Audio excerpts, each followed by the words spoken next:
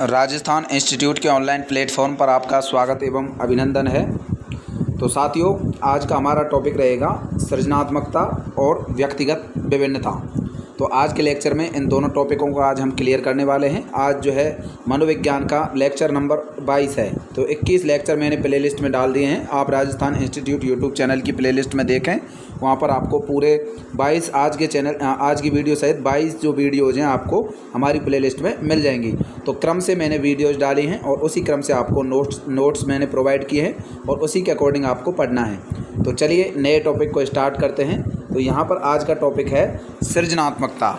अब सभी को पता है कि सृजन शब्द का मतलब होता है किसी चीज़ का निर्माण करना, बनाना या कोई नया करना या फिर कुछ नया सीखना। तो ये होता है सृजन का मतलब, बनाना, नया करना, नया सीखना, किसी चीज़ का निर्माण करना, किसी चीज़ की रचना करना। तो इसको हम सृजन कहते हैं। तो चलिए बात करते हैं।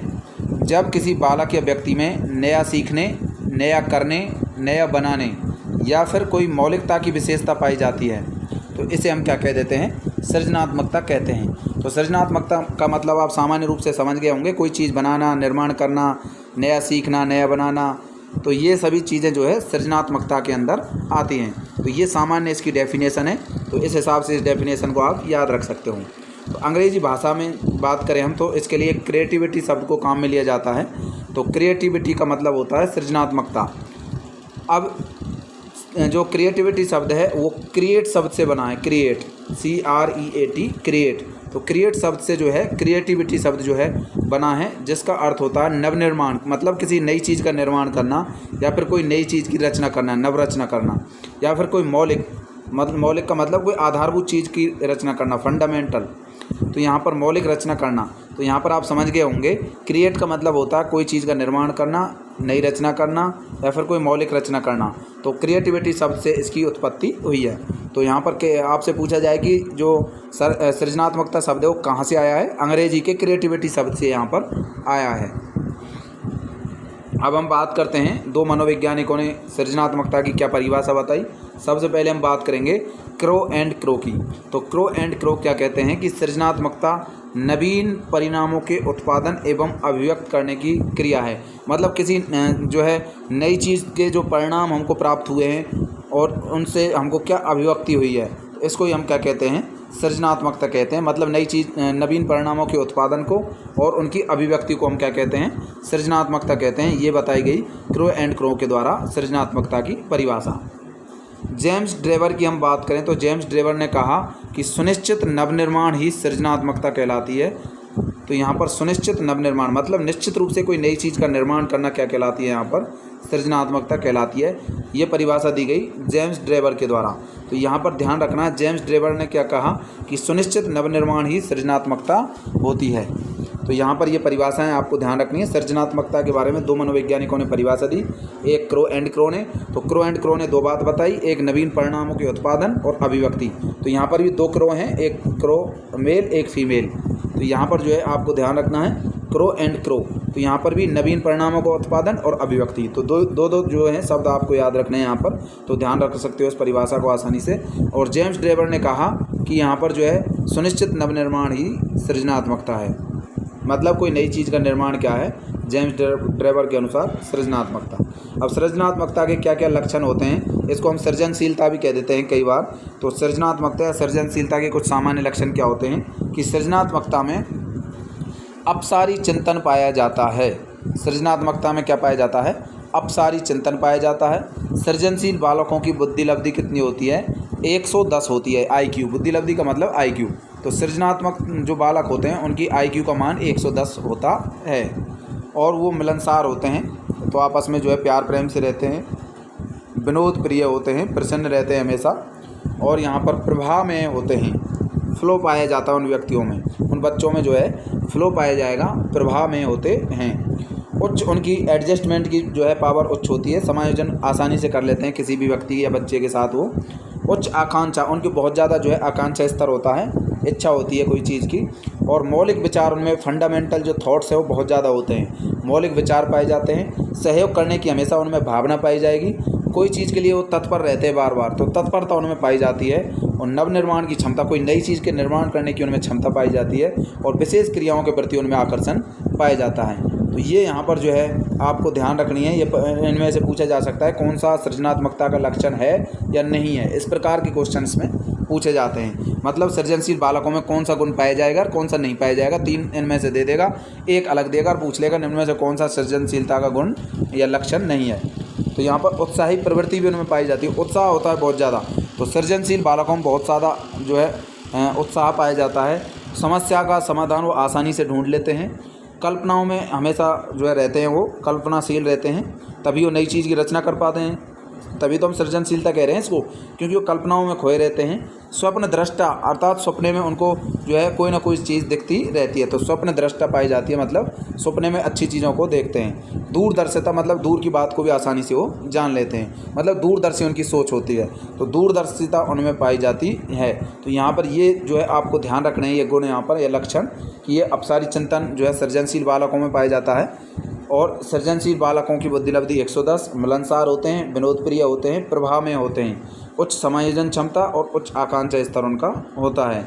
मौलिक विचार होते हैं, उनमें सहयोग की भावना रहती है, तत्परता पाई जाती है, नवनिर्माण की क्षमता पाई जाती है, विशेष क्रियाओं में उनका आकर्षण होता है, उत्साही उनकी प्रवृत्ति होती है, समस्या समाधान का उनमें गुण पाया जाता है, कल्पनाशील होते हैं सृजनशील बालक और उनमें स्वप्न दृष्टा पाया जाता है और दूरदर्शिता का गुण उनमें पाया जाता है। तो ये सृजनशीलता के जो है मुख्य लक्षण हैं, जिसे हम सृजनात्मकता या सृजनशीलता के नाम से जानते हैं। यहीं से क्वेश्चन बन सकता है इसमें।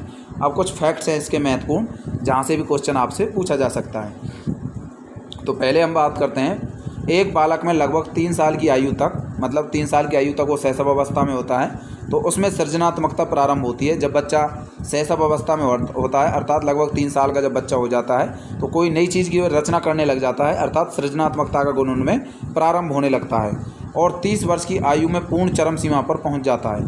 तो 3 साल से प्रारंभ होता है और 30 साल की आयु तक उनमें जो है अधिकतम लेवल तक ये गुण आ जाता है और 60 साल की आयु में ये बिल्कुल समाप्त होने लग जाता है, मतलब लगभग समाप्त हो जाता है। तो यहाँ पर 3, 30 और 60 इस प्रकार आप याद रखना है आपको। पहले 3 साल में जो है 3 साल का जब बच्चा होता है तो उसमें सृजनात्मकता का गुण प्रारंभ हो जाता है। तो 3 साल के बच्चे में सृजनात्मकता का गुण प्रारंभ होगा और 30 साल के में वो चरम सीमा पर पहुंच जाएगा और 60 साल के में वो समाप्त होने लग जाएगा। तो ये आपको ध्यान रखनी है बातें। प्रारंभ होता है 3 साल के बच्चे में, 30 साल के में चरम सीमा पर, मतलब मैक्सिमम लेवल पर, और 60 साल में वो समाप्त होने लग जाएगा। तो ये पहला आपको ध्यान रखना है। सृजनात्मकता से संबंधित फर्स्ट जो फैक्ट है वो है कि 3 साल का बालक में सृजनात्मकता का गुण जो है प्रारंभ होता है, 30 साल की आयु में चरम सीमा पर पहुंच जाता है और 60 साल की आयु में लगभग समाप्त हो जाता है। आगे हम बात करते हैं बालकों में जो है यहाँ पर इसके विकास हेतु उसे कुछ नया करने तथा समस्या समाधान या चुनौतीपूर्ण कार्य करने को जो है चुनौतीपूर्ण कार्यों को जो है प्रदान करना चाहिए। तो सृजनशील बालकों के विकास के लिए क्या देना चाहिए? उनको कोई नई चीज़ के निर्माण करने के बारे में, या फिर कोई समस्या का समाधान करना, या फिर कोई चुनौतीपूर्ण कार्य करने के लिए उनको देना चाहिए, जिससे कि वो नई चीज़ का निर्माण कर सकते हैं। अब जैसे मान लो किसी बच्चे को आप छोटी मोटी टूटी फूटी चीज़ें दोगे तो आप जो उससे कोई नई चीज़ बना सकता है, बच्चों वाली खेलने की गाड़ी बना सकता है, या कोई बड़ा आविष्कार वो कर सकता है। तो इस प्रकार बच्चों को जब हम कुछ नया करने के लिए या समस्या का समाधान करने के लिए, कोई चुनौतीपूर्ण कार्य करने के लिए उनको देंगे तो नई चीज़ करेगा, कोई नई रचना का निर्माण करेगा। तो यहाँ पर यही मैं आपको समझाना चाहता हूँ कि सृजनशीलता का मतलब क्या है, नई चीज़ का निर्माण करना। तीसरा यहाँ पर तथ्य है, जिन परिवारों के बालकों को हौसला या प्रोत्साहन मिलता है तो वे बालक सृजनशील अधिक होते हैं। मतलब कोई परिवार जिस बच्चे को सपोर्ट करेगा उस बच्चे में सृजनशीलता का गुण उतना ही ज़्यादा होगा, उतना ही ज़्यादा नई चीज़ों को निर्माण कर पाएगा। जितना उसको उसका परिवार सपोर्ट करेगा, हौसला देगा, इंसेंटिव मतलब प्रोत्साहन देगा, उतना ही ज़्यादा बच्चा जो है सृजनशील होगा। नेक्स्ट यहाँ पर है अरस्तु नामक यहाँ पर अरस्ते लिख दिया साथियों, यहाँ पर ध्यान रखना है, अरस्तु लिख रहा है, यहाँ पर अरस्ते नहीं है, अरस्तु। तो यहाँ पर मिस्टेक हो गई है, तो यहाँ पर अरस्तु कर लेना है आपको। यहाँ पर पेन से जैसे आप प्रिंट निकलवा लो, उसके बाद यहाँ पर पेन से आप इसको अरस्तु लिख सकते हो। तो अरस्तु नामक विद्वान के अनुसार एक बालक को जब मानसिक रूप से दबाव में रखा जाता है तो उसकी इच्छाओं का दमन हो जाता है। तो ऐसी स्थिति में उसकी सृजनात्मकता का गुण भी नष्ट हो जाएगा। मतलब जब किसी बच्चे को आप प्रेशर में रखोगे घर में, तो प्रेशर में रखोगे तो मानसिक दबाव रहेगा, जिससे उसकी इच्छाएं दब जाएंगी, तो अपनी इच्छाओं को नहीं कह पाएगा कि मैं क्या करना चाहता हूँ, क्या बनाना चाहता हूँ, क्या चीज़ की नई रचना करना चाहता हूँ। जब प्रेशर में बच्चे को रखोगे तो वो नई चीज़ों का निर्माण नहीं कर पाएगा, क्योंकि उसकी इच्छाओं का दमन हो जाएगा, क्योंकि घर वालों से वो डरेगा किसी बात को कहने में स्पष्ट रूप से। तो ये अरस्तु के द्वारा ये बात बताई गई। नेक्स्ट यहाँ पर हम बात करते हैं, बालक को विभिन्न प्रकार के ऐसे कार्य देना चाहिए जिनसे वह खराब या बेकार वस्तुओं से कुछ उपयोगी सामान बना सकें। यही सृजनात्मकता के भाव विकास में सहायक है। मतलब उसको टूटी फूटी या ख़राब चीज़ों को दे दीजिए आप बच्चे को, उन चीज़ों से वो नई चीज़ का निर्माण कर सकता है। तो ये जो है सृजनात्मकता का भाव जो है बच्चे में विकसित इस प्रकार हो सकता है। तो यहाँ पर यही बात आपको समझाई जा रही है, सृजनात्मकता का मतलब क्या होता है। अब देखिए सृजनात्मकता की कुछ महत्वपूर्ण उपयोगिताएँ क्या होती हैं। यह बालक को मौलिक परिणाम देने वाली बनाती है। मतलब अच्छे परिणाम देने के लिए बच्चे को कुछ ऐसे जो है चीज़ें देने चाहिए जिससे वो नई चीज़ों का निर्माण कर सके। तो यह बालक को मौलिक परिणाम देने वाला जो है बनाती है। दूसरा है यहाँ पर, पढ़ाई में ध्यान नहीं लगा पाने वाले बालक का खेलों में विशेष नाम हो जाना। मतलब कुछ ऐसे बच्चे होते हैं जो पढ़ाई में ध्यान नहीं लगा पाते हैं, लेकिन कुछ विशेष कार्यों की वजह से वो जो है कुछ विशेष रचनाओं या खेलों में विशेष जो है वो अच्छा करने की वजह से खेलों में उनका बहुत ज़्यादा नाम हो जाता है। कोई पहलवान बन जाता है, कोई क्रिकेटर बन जाता है। तो मतलब नई रचनाएं कर देते हैं वो। एक तरह से नया खेल के क्षेत्र में कुछ नया करना भी एक तरह से सृजनशीलता हो गई यहाँ पर। तो यहाँ पर यही समझाना चाह रहा हूँ कि सृजनशीलता का उपयोग क्या क्या है।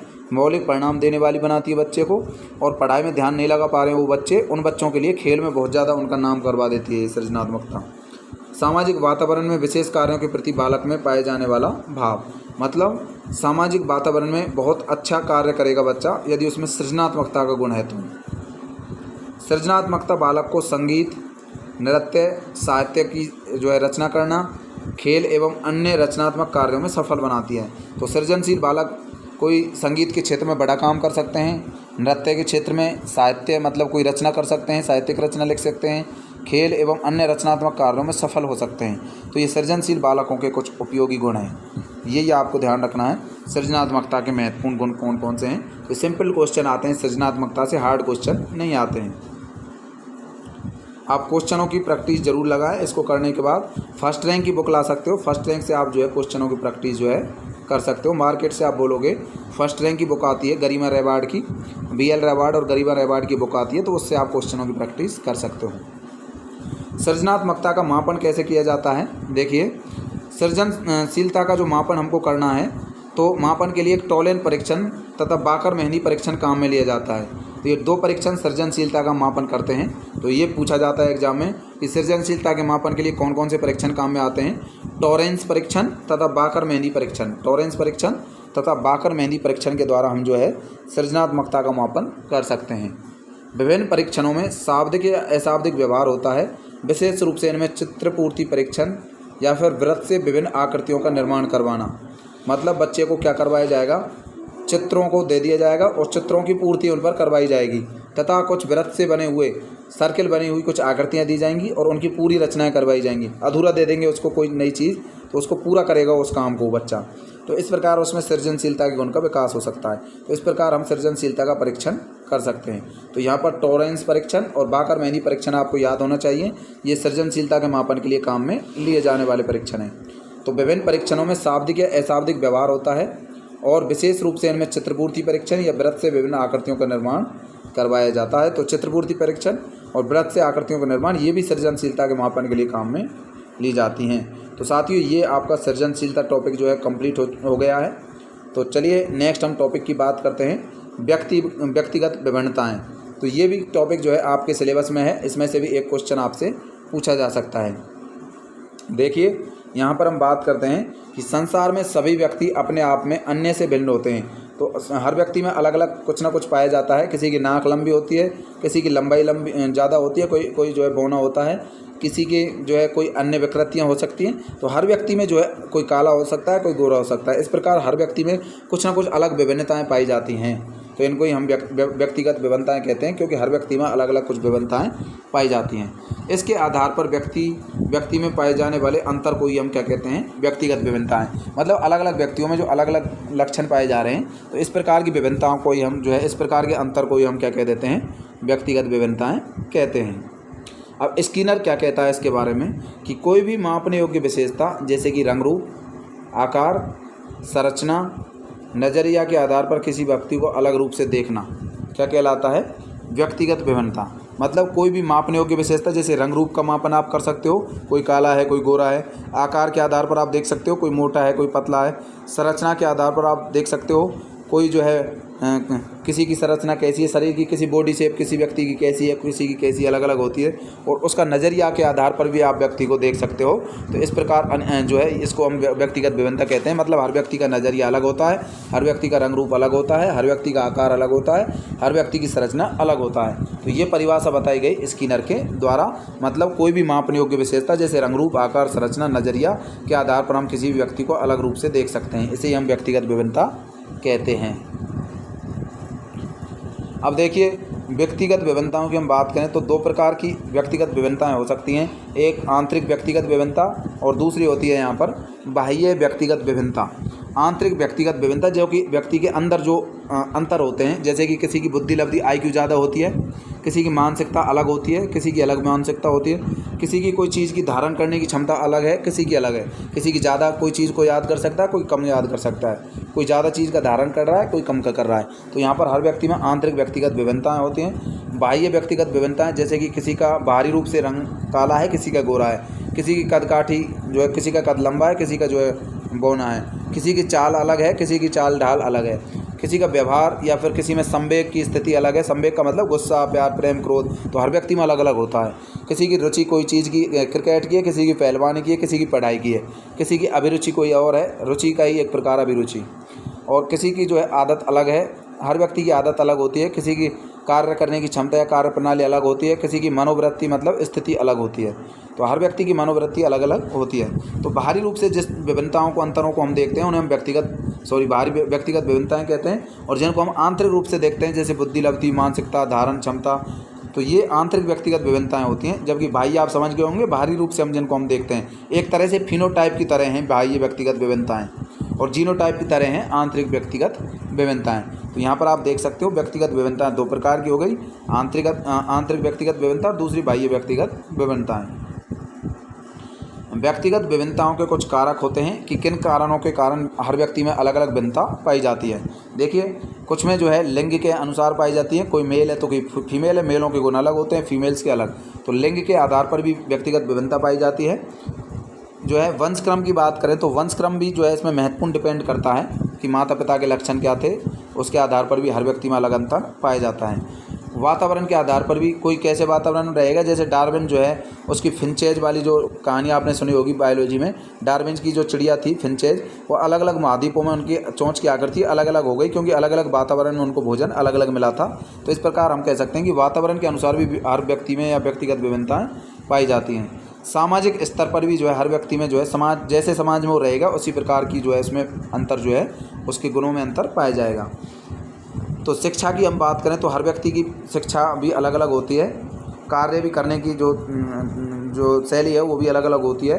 हर व्यक्ति की रुचि अलग होती है, किसी को प्रशिक्षण मतलब ट्रेनिंग अलग अलग दी जाती है। आयु हर व्यक्ति की अलग अलग होती है, हर व्यक्ति अलग अलग तरह के दोस्तों के साथ रहता है, मतलब मित्र मंडली के साथ रहता है। और खेल का मैदान जो है, खेल के मैदान में कोई किसी के लिए ज़्यादा बड़ा खेल का मैदान चाहिए, किसी के लिए छोटा चाहिए। तो हर व्यक्ति जो है उसमें व्यक्तिगत विभिन्नताओं के कुछ कारक होते हैं। तो यही महत्वपूर्ण कारक हैं जो हर व्यक्ति में व्यक्तिगत विभिन्नताओं को जन्म देते हैं। तो कोई खेल के मैदान की वजह से अच्छा जो है डेवलप हो जाता है, अच्छे गुण आ जाते हैं, किसी में जो है उसका दिमाग अच्छी तरह विकसित नहीं हो पाता है। तो इस प्रकार हर व्यक्ति में विभिन्नताएं आने के महत्वपूर्ण कारक हैं लिंग, वंशक्रम, वातावरण, सामाजिक स्तर, शिक्षा, कार्य, रुचियाँ, प्रशिक्षण, आयु, मित्रमंडली और खेल का मैदान। ये हर व्यक्ति में अलग अलग अंतर जो पाया जाता है उनके महत्वपूर्ण कारक कहलाते हैं। तो यहीं से वो क्वेश्चन पूछ सकता है आपसे कि निम्न में से कौन सा व्यक्तिगत विभिन्नताओं का महत्वपूर्ण कारक है। तो ज़्यादातर एग्जाम में ये पूछा गया है कि वंशक्रम और वातावरण, क्या इसकी वजह से व्यक्तिगत विभिन्नताएँ होती हैं? बिल्कुल हाँ, वंशक्रम और वातावरण ये महत्वपूर्ण भूमिका निभाते हैं व्यक्तिगत विभिन्नताओं में। वातावरण और वंशक्रम ये एग्जाम में काफ़ी बार पूछा जा चुका है दोस्तों, तो ये आपको ध्यान रखना है। व्यक्तिगत विभिन्नताओं में मतलब हर व्यक्ति में अंतर जो पाया जाता है वंशक्रम और वातावरण की वजह से महत्वपूर्ण रूप से यहाँ पर पाया जाता है। ज़्यादा करेक्ट आंसर इन दोनों में से होता है, तो ये दोनों जो है करेक्ट ऑप्शन होंगे। एक बार क्वेश्चन पूछा भी गया है कि व्यक्तिगत विभिन्नताओं का महत्वपूर्ण कारक है वंशक्रम, दूसरा वातावरण, तीसरा उपरोक्त दोनों, चौथा उपरोक्त में से कोई नहीं। तो यहाँ पर उपरोक्त दोनों आपको करना था, वंशक्रम और वातावरण। नेक्स्ट यहाँ पर क्वेश्चन जो है आपको बता देता हूँ मैं कि व्यक्तिगत विभिन्नताओं के आधार पर कुछ महत्वपूर्ण जो उपयोगी विधियाँ हैं। तो बात करते हैं हम व्यक्तिगत विभिन्नताओं के आधार पर कुछ उपयोगी विधियों के बारे में। जैसे कि हम बात करें प्रोजेक्ट या प्रायोजना विधि क्या है, इसके जनक किलपैट्रिक को माना जाता है। प्रोजेक्ट विधि जिसे हम प्रायोजना विधि भी कहते हैं। जब आप सेकंड ग्रेड की तैयारी करोगे तो आपको जो है शिक्षण विधि पढ़नी पड़ेगी, मेथड पढ़ना पड़ता है साइंस का। उस मेथड में आपको प्रोजेक्ट विधि वहाँ पर भी दी जाती है, वहाँ पर भी आप इसको पढ़ोगे प्रोजेक्ट या प्रायोजना विधि को। तो इसके जनक जो हैं क्या कौन है? किलपैट्रिक प्रायोजना विधि के जनक हैं। और इसका महत्वपूर्ण जो है इसमें क्या होता है, बच्चे को कोई प्रोजेक्ट दिया जाता है, मतलब कोई काम करने के लिए कोई कार्य दिया जाता है, उस कार्य को बच्चा जो है किस प्रकार से करता है, तो इस विधि को हम प्रोजेक्ट विधि कहते हैं। तो कार्य व्यवहार की इसमें विभिन्नता के लिए जो है ये विधि काम में ली जाती है। किसी कार्य व्यवहार मतलब जो है कार्य व्यवहार में क्या भिन्नता है, क्या क्या उसमें कार्य करने की जो है तरीका क्या क्या है बच्चे का। तो जैसे मान लो कि कोई गार्डन की सफाई करवानी है, तो 5-7 बच्चों का ग्रुप किया, तो किस प्रकार उसकी वो सफाई करेंगे, किस प्रकार योजना बनाएंगे, तो ये प्रोजेक्ट होता है। एक तरह से इसमें बच्चे को कोई प्रोजेक्ट दिया जाता है, काम दिया जाता है और उसके आधार पर वो जो है कार्य करता है। तो इसमें कार्य जो व्यवहार है वो उसकी व्यवहार की भिन्नता के लिए इसमें जिम्मेदार होता है। तो मतलब कार्य व्यवहार की भिन्नता के आधार पर ही बच्चे का जो है यहाँ पर जो है देखा जाता है। तो किलपैट्रिक इसके जनक हैं, एग्जाम में कई बार पूछा जा चुका है। प्रोजेक्ट या प्रायोजना विधि के जनक कौन है? किलपैट्रिक। इसमें कार्य जो है व्यवहारिक भिन्नता के आधार पर देखा जाता है। अब नेक्स्ट है यहाँ पर किंडरगार्टन विधि, ये भी पूछी जाती है एग्जाम में, किंडरगार्टन विधि। तो किंडरगार्टन की बात करूँ तो इसके जनक हैं फ्रॉवेल। तो फ्रॉवेल के द्वारा किंडरगार्टन विधि दी गई। इसमें क्या बताया जाता है, योग्यता के आधार पर स्वतंत्र रूप से सीखना, मतलब जिस व्यक्ति में जितनी योग्यता है उसी आधार पर उसको स्वतंत्रता मिलनी चाहिए। तो योग्यता के आधार पर स्वतंत्र रूप से सीखने की जो है बच्चे को जो है छूट देनी चाहिए। तो किंडरगार्टन विधि क्या कहती है कि योग्यता के आधार पर स्वतंत्र रूप से सीखने में। तो यहाँ पर जनक हैं इसके फ्रॉवेल। नेक्स्ट यहाँ पर मॉन्टेसरी जो विधि है वो मॉन्टेसरी विधि की मैं बात करूँ तो मारिया मॉन्टेसरी इसके जो है जनक है, मारिया मॉन्टेसरी। तो ये ध्यान रखना, मारिया मॉन्टेसरी विधि क्यों कहते हैं, क्योंकि इसका पूरा नाम है मारिया मॉन्टेसरी। तो मॉन्टेसरी लास्ट में से इसमें ले लिया गया और मॉन्टेसरी विधि इसका नाम रख दिया गया। तो मारिया मॉन्टेसरी विधि जो है उसकी मैं बात करूँ तो ज्ञानेंद्रियाँ एवं कर्मेंद्रियाँ कैसे कार्य करती हैं उसके आधार पर इस विधि को जो है प्रतिपादित किया गया। तो मतलब ज्ञानेंद्रिय और कर्मेंद्रियों के कार्यों के आधार पर जो है मॉन्टेसरी विधि जो है मारिया मॉन्टेसरी के द्वारा दी गई। तो ज्ञानेंद्रिय और कर्मेंद्रिय के आधार पर हर व्यक्ति में कितना जो है अंतर पाया जाता है, क्या विभिन्नताएं पाई जाती हैं, तो ये इस विधि में बताया गया है मॉन्टेसरी विधि में कि ज्ञानेंद्रिय और कर्मेंद्रियों के आधार पर कैसे कार्य करता है हर व्यक्ति। तो उस विधि के बारे में इस विधि में बताया गया है। अगली है यहाँ पर डाल्टन विधि। डाल्टन विधि की मैं बात करूँ तो कुमारी हेलेना पार्क हर्स्ट के द्वारा ये दी गई। तो कुमारी हेलेना पार्क हर्स्ट के द्वारा डाल्टन विधि दी गई। और प्रत्येक बालक के सीखने की रुचि जो है अलग अलग होती है, भिन्न होती है। तो यहाँ पर सीखने के आधार पर बच्चे का हम पता लगा रहे हैं डाल्टन विधि में कि हर व्यक्ति की सीखने की क्षमता जो है, कोई जल्दी सीखता है कोई चीज़ को, कोई देरी से सीखता है। तो ये डाल्टन विधि इसी बारे में बताती है कि कोई बालक किस प्रकार सीखता है। तो सीखने की रुचि में भिन्नता के बारे में जानकारी हमको देती है। तो कुमारी हेलेना पार्क हर्स्ट के द्वारा डाल्टन विधि प्रतिपादित की गई। नेक्स्ट है यहाँ पर बुनियादी या बेसिक शिक्षा विधि। तो बुनियादी या बेसिक शिक्षा विधि जो है यहाँ पर इसके जनक गांधी जी को माना जाता है। तो गांधी जी ने 1935 में विधि दी थी, जबकि डॉक्टर जाकिर हुसैन ने 1937-39 में इसको जो है थोड़ा इसमें बदलाव किया था। तो इस प्रणाली के द्वारा बालक को भविष्य की दिशा उसकी कार्य की रुचि के आधार पर प्राप्त होती है। तो इस प्रणाली में क्या बताया है कि बालक को जो भविष्य की दिशा मिलती है वो उसकी कार्य में जैसी रुचि होगी उसकी उसी आधार पर प्राप्त होगी। जैसे कोई आईएएस बनना चाह रहा है तो आईएएस जो है उसकी आईएएस बनने की रुचि जो होगी उसी आधार पर वो आईएएस बन पाएगा, वरना नहीं बन पाएगा। मतलब इसमें बालक को भविष्य की दिशा जो मिलेगी उसकी कार्य की रुचि के आधार पर मिलेगी। तो यही बात यहाँ पर ध्यान रखनी है। इसको हम बुनियादी या बेसिक शिक्षा विधि यहाँ पर कहा जाता है, जिसको 1935 में गांधी जी ने प्रतिपादित किया तथा 1937-39 में डॉक्टर जाकिर हुसैन ने भी इसमें जो है इस सिद्धांत को दिया था। तो 1937-39 में डॉक्टर जाकिर हुसैन भी जो है बुनियादी बेसिक शिक्षा विधि के बारे में व्याख्या करते हैं। तो यहाँ पर जनक कौन माना जाता है? गांधी जी को माना जाता है। तो गांधी जी ने कहा कि बालक को भविष्य की दिशा उसके कार्य की रुचि के आधार पर प्राप्त होती है। तो ये यहाँ पर आपकी व्यक्तिगत विभिन्नता टॉपिक जो है पूरा हो चुका है। तो यहाँ पर फिर बता देता हूँ, यहाँ से क्वेश्चन बनने के चांस हैं कि व्यक्तिगत विभिन्नताओं के कारक कौन कौन से, ये आपको याद रखने हैं। उसके बाद व्यक्तिगत विभिन्नताओं के आधार पर कुछ महत्वपूर्ण विधियाँ दी गई, उन विधियों की मैं बात करता हूँ। प्रोजेक्ट विधि किलपैट्रिक के द्वारा दी गई, जो कि कार्य व्यवहार की विभिन्नता के लिए ये दी गई। किंडरगार्टन विधि, इसके जनक जो हैं फ्रॉवेल को माना जाता है। ठीक है। गार्टन, यहाँ पर ध्यान रखना, गार्डन में क्या मिल गया? बैल। तो इस प्रकार आप इस ट्रिक से याद रख सकते हो इसको कि गार्डन में मिला कौन? बैल क्यों गया? गार्डन में घास चरने के लिए गया। तो इस प्रकार आप ट्रिक से याद रख सकते हो। किंडरगार्टन फ्रॉबेल, बैल आ रहा है ना फ्रॉबेल में, तो यहाँ पर किंडरगार्टन विधि किसके द्वारा दी गई? इसके जनक हैं फ्रॉबेल। ये योग्यता के आधार पर स्वतंत्र रूप से सीखने के बारे में बताती है। अब कैसे कि बैल में कितनी योग्यता है, कितनी जल्दी वो घास को चर सकता है। तो इस ट्रिक से आप इसको याद रख सकते हो। ठीक है कि बैल को स्वतंत्र छोड़ दिया गया गार्डन में, अब स्वतंत्र रूप से बैल में कितनी योग्यता है, कितने घास को खा सकता है। तो यहाँ पर ध्यान रखना है इसी ट्रिक से आपको इसको कि योग्यता के आधार पर स्वतंत्र रूप से सीखने पर यह बल देती है किंडरगार्टन विधि। नेक्स्ट है यहाँ पर मॉन्टेसरी विधि, इसके जनक मारिया मॉन्टेसरी, नाम से ही पता चल जाएगा। इसमें ध्यान रखना है ज्ञानेंद्रिय और कर्मेंद्रिय के आधार पर पता लगाया जाएगा। ठीक है। तो ज्ञानेंद्रिय और कर्मेंद्रिय, तो मॉन्टेसरी विधि में ज्ञानेंद्रिय और कर्मेंद्रिय कैसे कार्य करती हैं उसके आधार पर। अगली विधि है यहाँ पर डाल्टन विधि। इस डाल्टन की मैं बात करूँ तो यहाँ पर कुमारी हेलेना पार्कहर्स्ट के द्वारा ये विधि दी गई, और इसमें प्रत्येक बालक की सीखने की रुचि जो है अलग अलग होती है। इस बात को इस विधि में बताया गया कि प्रत्येक बालक के सीखने की रुचि भिन्न होती है। तो डाल्टन विधि में क्या बताया गया कि हर बालक की जो है सीखने की रुचि अलग होती है। बुनियादी बेसिक शिक्षा विधि, ये ध्यान रखना गांधी जी की विधि है, 1935 में दी गई। बालक के भविष्य की दिशा उसके कार्य की रुचि के आधार पर प्राप्त होती है। तो साथियों, आपकी व्यक्तिगत विभिन्नता टॉपिक पूर्ण रूप से कंप्लीट हो चुका है, और आपके 2 टॉपिक आज के इस वीडियो में कंप्लीट करवाए गए हैं। एक व्यक्तिगत विभिन्नता और एक जो है आपका सृजनशीलता। तो सृजनशीलता के बारे में भी मैंने आपको अच्छे ढंग से बता दिया है। सृजनशीलता की कुछ मापने की विधियाँ थी वो मैंने आपको बता दी हैं, और कुछ क्रो एंड क्रो जेम्स टेबर की परिभाषा भी मैंने आपको बताई है इसमें। तो इस प्रकार सृजनात्मकता व्यक्तिगत विभिन्नता टॉपिक आज आपका कंप्लीट हो चुका है। लास्ट वीडियो आपका बचा है, एक वीडियो ओनली, उसको जो है 15 जून को डाल दिया जाएगा, और पूरी आपकी साइकोलॉजी जो है 15 जून को इस टाइम जो है कंप्लीट होने वाली है। लगातार आप क्वेश्चनों की प्रैक्टिस करें। पूरी साइकोलॉजी की आप एक वीडियो आपकी बची है, जिसमें विशेष बालक और कुछ प्रतिभाशाली बालकों के बारे में बताया जाएगा, और उसके बाद आपकी पूरी साइकोलॉजी जो है कंप्लीट हो जाएगी। तो आप क्वेश्चनों की प्रैक्टिस किसी भी जो है जहाँ से भी आपको क्वेश्चन मिल रहे हैं, चाहे कोई भी आपको करवा रहा हो सॉल्व क्वेश्चनों को, चाहे कोई यूट्यूब चैनल वाला हो, आपको फ़ायदा मिलना चाहिए, चाहे कहीं से भी मिले, आप उसका फ़ायदा उठाइए। धन्यवाद।